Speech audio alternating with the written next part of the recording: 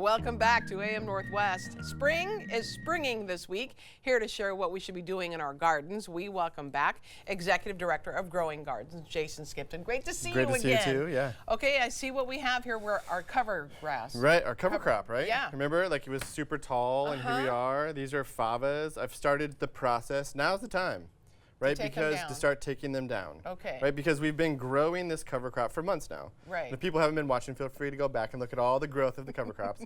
So what we want to do now is think about how do we incorporate all of this amazing growth. This is nitrogen. Okay. Right, so you want to, basically the final concept of the cover crop is you want to now incorporate all that you've grown back into the soil. Oh, okay. You don't want to throw it away. You don't want to compost it. You don't want to do anything like that. So what you would do now, right, is go out and take a look. I dug up a little corner of this, but you'll see here, oh, that looks there's great. Roots coming through here. So these are all pieces that are then going to then have air and water come through. So your soil is going to be super great after you incorporate this in. So what you do next is you come through here, and I don't pull out the cover crop.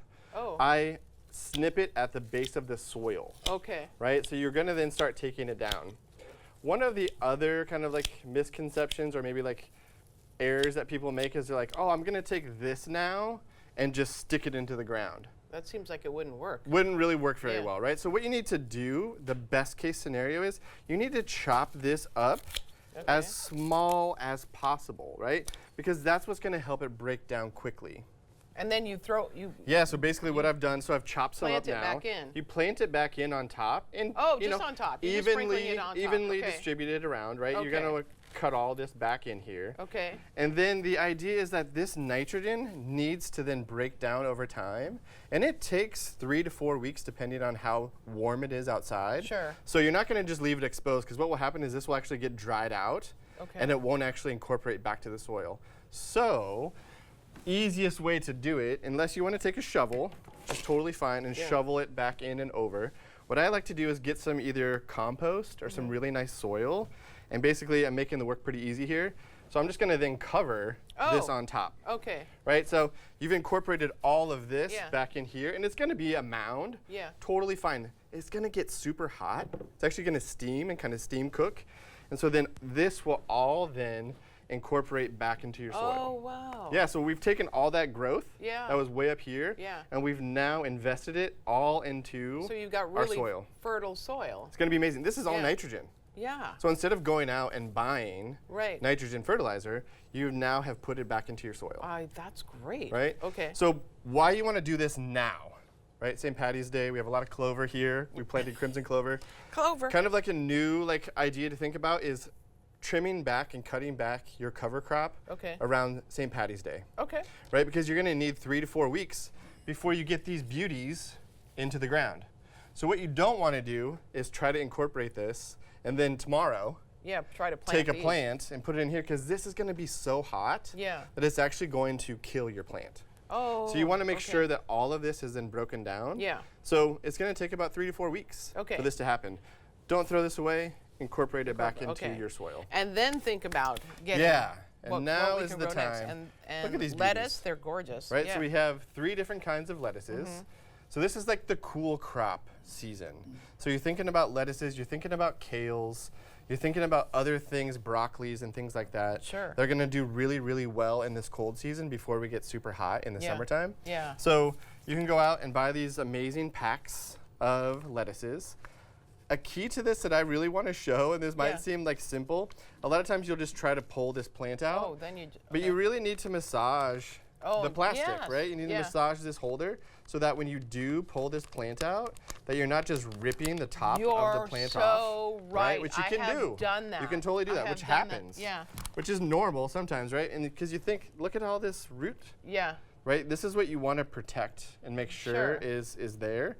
And so then you would then take this plug, this plant plug, and after this is broken down, you then put that into the soil, and now you're off to an amazing start. Yeah. Right? We've talked about this a lot, starting off with really good soil, really good plants, watering them and nurturing them. This is a really good way to do that. Oh, that's great. And you brought some other things too. So Yeah. I didn't know this is rosemary flowering. Is that Yep, what this is happens rosemary that's now? happening right now. Just got this from the garden today. These rosemaries are really starting to flower. These are all Yeah. edible. So the bees are going to love these flowers, right? You're going we to see want them that. all out, right? They need the nectar right now. Sure. Daffodils are starting to pop. You guys are going to probably see cherries are now starting to go. So we're talking about bees. So you're like, hey, what are these straws right here? Yeah, what are those? So these are for mason bees. Okay. Mason bees are basically orchard bees. So something that's going to then go out and pollinate fruit trees. Okay. These will not sting. They're only out for a certain amount of time, about a month to 8 weeks or so. Okay. And so they're very solitary. They don't build hives. Oh. So they actually live in these little tubes. This would be the time right now, as the blossoms of the fruit trees are starting to bloom, is to go out and get some mason bees. Try it. You can buy cocoons. You can buy these little straws. So okay, so you get you get these straws Yeah. and you put them in a bunch like this? Put them in a bunch. Yep. You can Okay. actually even put it in a container like this. Okay. You could get a PVC piece of pipe. You could also just get like a square box. And you just leave them around by the Yep. plants? And you put it in. You want to make sure that they're protected, so that you don't want them directly in the rain, because these will Okay. get wet, right? Yeah. So you want to have a little yeah, bit of yeah, a yeah. protection. Okay. And then you buy the cocoons.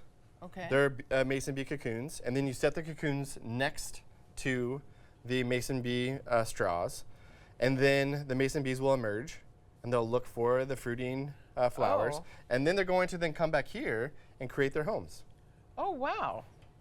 This is the time to do mason bees. Okay. If and you've ever then- had an And then idea- they don't last. I mean, after how long? They go, yeah, they're actually gonna hibernate all summer long. Okay.